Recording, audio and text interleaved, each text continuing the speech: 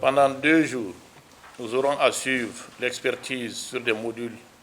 qui nous permettront d'améliorer nos comportements en communication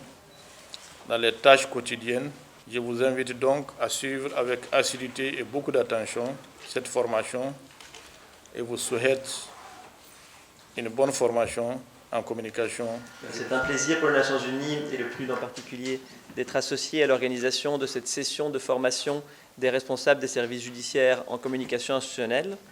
Cet appui s'inscrit dans le cadre de notre programme d'appui à la stabilisation du Mali à travers le renforcement de l'état de droit, le projet PROSMED, mis en œuvre conjointement par le PNUD, ONU Femmes et la MINUSMA. Ce programme d'une durée de 5 ans prévoit une série d'appuis au ministère de la Justice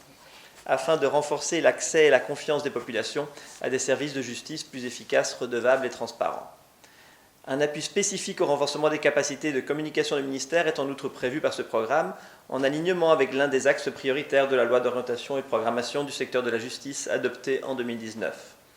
Il s'est traduit par une série d'appuis techniques et logistiques à la cellule de communication du ministère pour la finalisation de sa stratégie de communication, mais aussi à travers l'organisation d'une série de formations à l'attention des personnels judiciaires et pénitentiaires, ainsi que des cadres du ministère, dont la session qui démarre aujourd'hui fait partie. C'est avec un insigne honneur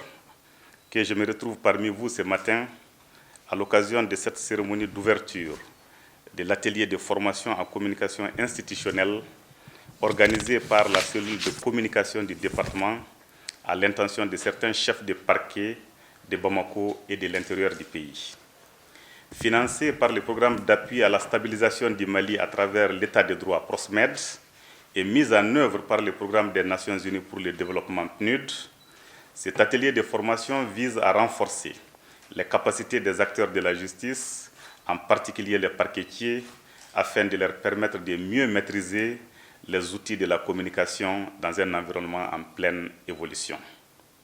En effet, la communication est devenue un important levier de management et de gestion pour tout organisme et le secteur public n'échappe pas à cette réalité. Le droit à l'information pour les citoyens et la redevabilité liée aux responsabilités confiées aux agents publics imposent une maîtrise des outils de communication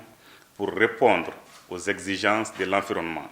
fortement influencées non seulement par les médias,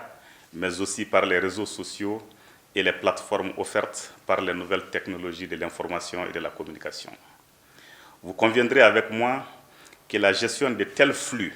médiatiques et informationnels ne laisse guère le choix que de rompre le silence et de donner la bonne information au bon moment. C'est le combat que nous devons mener quotidiennement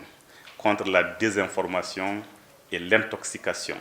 auxquelles se livrent malheureusement certains de nos compatriotes dans le but de saper tous les efforts que nous faisons tous les jours. Mesdames et messieurs, notre pays s'est engagé dans un processus visant à restaurer la confiance entre les citoyens et les services de la justice. Cette initiative, qui couvre tout à la fois les services judiciaires et pénitentiaires, ambitionne à terme une interconnexion entre les services en vue d'assurer la gestion en temps réel du secteur de la justice. Aussi, la modernisation et le relèvement du niveau de performance des services judiciaires et pénitentiaires figurent en effet parmi les axes prioritaires de la loi d'orientation et de programmation du secteur de la justice 2020-2024, adoptée en 2019 et dont la finalité est de bâtir, au terme des 5 prochaines années, un service public de justice accessible, efficace et performant, de nature à restaurer la confiance des citoyens et des justiciables.